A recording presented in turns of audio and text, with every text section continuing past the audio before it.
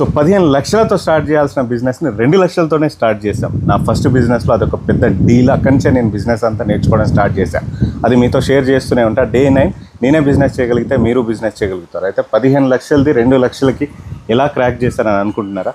So అక్కడ మనకి cable internet service provide చేయాలి. ఆల్రెడీ నాకు జాబ్లో ఎక్స్పీరియన్స్ ఉంది కాబట్టి ఎక్కడెక్కడ ఏమేం చేయాలో అన్నీ నేర్చేసుకున్నాను కాబట్టి నేను ఎవరితో డీల్ క్రాక్ చేయాలో వాళ్ళతో డీల్ క్రాక్ చేసేసా.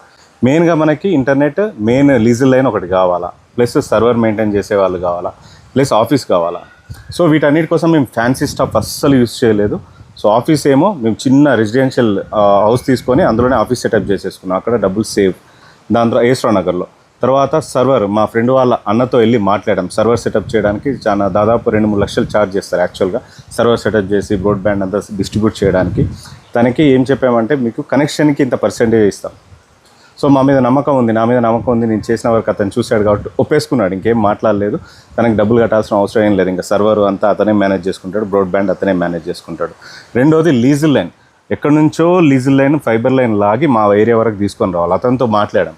అన్న నీ లైన్ ఆల్రెడీ అట్లా వెళ్తా ఉంది, నువ్వు కట్ చేసి మాకు కనెక్షన్ ఇచ్చేయి, మీకు ఒక్కొక్క కనెక్షన్కి ఇంత పర్సెంటేజ్ అని ఇస్తామని మాట్లాడాం. అతనికి డీల్ క్రాక్. అంటే దాదాపుగా అక్కడ మాకు 5 నుంచి 6 లక్షలు అక్కడే మిగిలిపోయాయి.